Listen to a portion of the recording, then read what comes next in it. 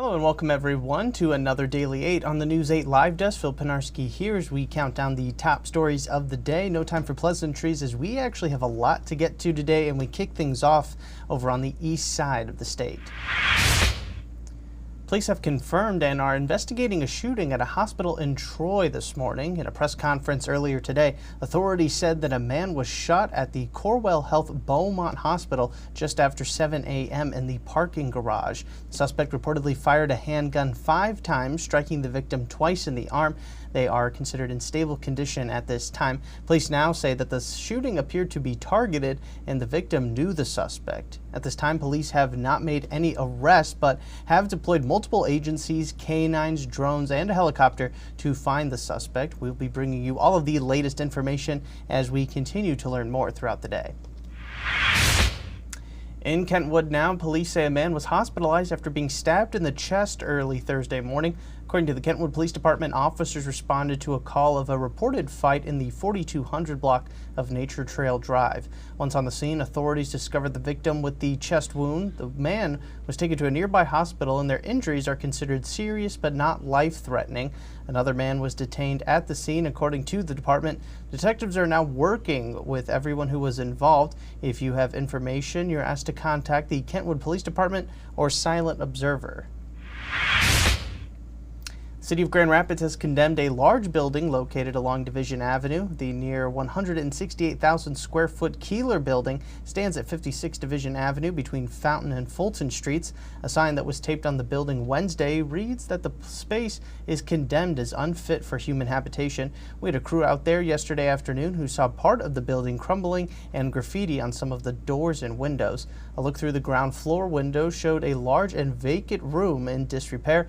The notice was dated for March 12th. It also said that an investigation was done and found conditions that were in violation of the city's property maintenance code.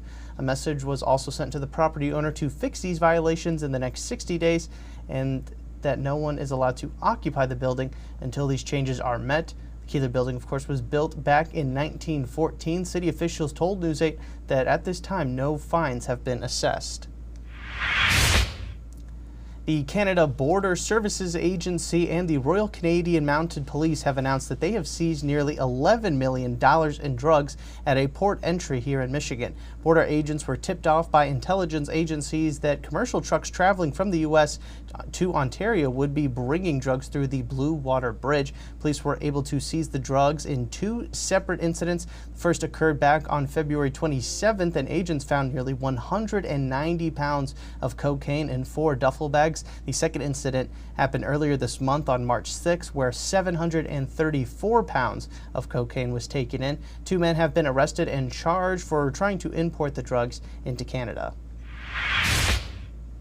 And next time you go out to eat in Grand Rapids, you might be paying a bit extra. Some restaurants in the city will soon be charging customers an increased fee that will go towards compensating employees, providing benefits, and sustaining normal business operations. The Gilmore Group has issued a 3% fee to their restaurants that includes the Bob and Mangiamo. This is just one of the examples. Restaurants are looking to adapt to a changing economy. Restaurants are looking at ways to stay afloat despite the rising costs of products, tariffs, and the new paid sick time policies in the state. Some other spots, like the Mitten Brewing Company, said that they will be raising the cost of menu items to make up for the rising costs of food. Restaurant owners are also asking the community to continue to stop by and help them avoid having to shut down during these trying times. And speaking of restaurants, a brand new one just opened up at an orchard in the Greenville area. Fruit Haven Farm recently opened Applewood Kitchen and Bar, and it's quite the sight.